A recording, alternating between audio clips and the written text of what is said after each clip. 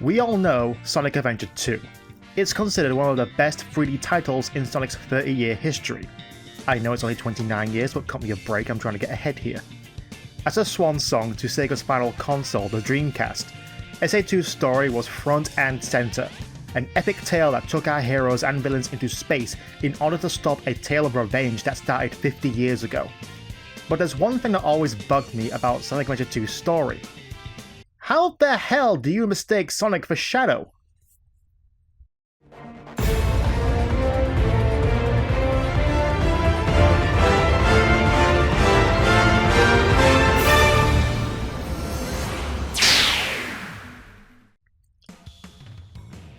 The Guardian Unit of Nations, often abbreviated as GUN or GUN, is the military organization of the United Federation, encompassing Army, Navy, Air Force, and Special Forces branches. It is heavily involved in the war against Dr. Eggman in defending the Federation and also the world as a whole from more unusual threats. While GUN receives orders from the President of the United Federation, it operates under the sole discretion of the Commander, who has been known to use GUN's resources for his own personal vendetta. So with all its resources and ties to governing bodies, how many of you think it makes sense that GUN and the general media would mistake Sonic the Hedgehog, world-renowned hero for stopping Eggman and of then recently Perfect Chaos, for the artificially created ultimate lifeform Shadow the Hedgehog during the latter's rampage and theft at the beginning of Sonic Adventure 2? It's a detail that's always sat in my mind when I first played it. Granted, while Sonic and Shadow both have the same general shape of a Mobian hedgehog, they are clearly different in terms of coloration and head shape, and would be impossible to mistake for each other under normal circumstances given Sonic's fame. In fact, it should have been incredibly obvious that Shadow wasn't Sonic when he was caught on camera by the media and was clearly shown to be black instead of blue. However, despite this, Shadow is still identified as Sonic in the following news reports.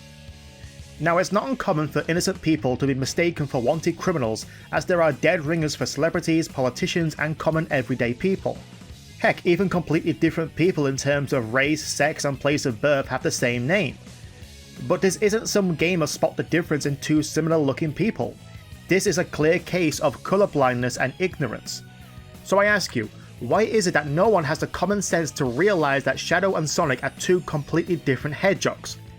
It is because GUN was purposely covering up and scapegoating Sonic to avoid implicating themselves for their past crimes. GUN forced the media to lie. The process of Shadow's creation and shutdown on the Space Colony Ark, the research facility where he was created, was a high conspiracy case within GUN and resulted in a high amount of deaths and civilian executions, including Gerald's granddaughter Maria. It's obvious that GUN wouldn't have wanted any of that to come out to the public. So instead of acknowledging their mistakes and letting the media run with the mysterious black and red hedgehog story as well as the Eggman's infiltration of GUN's facility, they arrested Sonic, paid off the media pundits to run the cover-up story they wrote, and put a plan into action to cover up their tracks. Now, cover-up stories are a big thing here in the real world. Several crimes and scandals were and still are being brought to light due to whistleblowers, survivors, and leaked documents. While some are head-scratching such as the Loch Ness Monster, Area 51, and the FBI investigating ex-Beatle John Lennon, other events that were covered from public view range from unsettling to living nightmares. I would talk about them, but knowing YouTube's algorithm, it would take this video down if I even mention what was done to the unsuspecting civilians. Let's just say this, history is scary, but it is beneficial to learn from it and to not repeat it.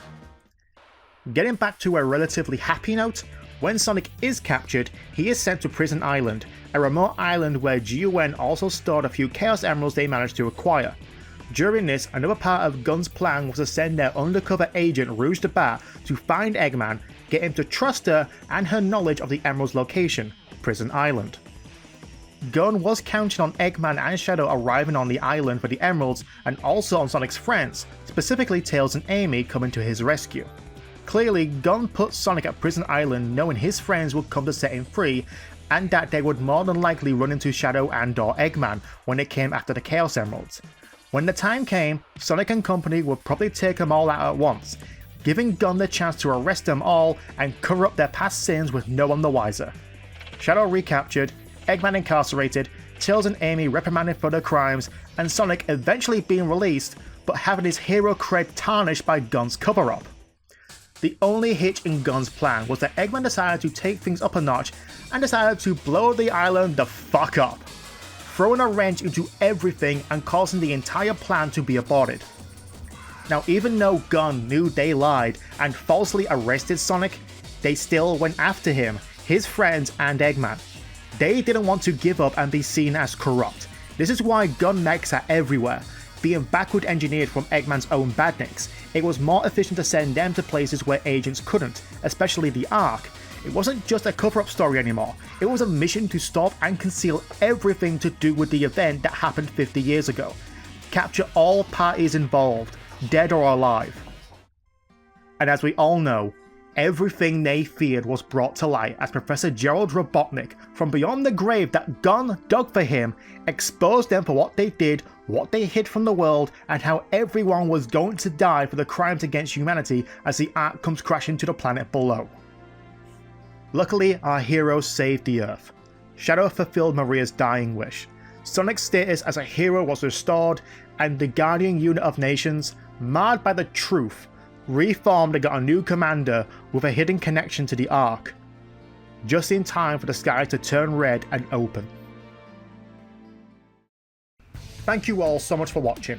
If you enjoyed this episode of Blue Blur, be sure to subscribe and ring the bell to be notified. And please hit the like button and rate 5 stars because that really helps out the channel. Plus, if you want to help the channel out further, you can over on Patreon for just $1 a month. Thanks again everyone, and I'll see you all next time.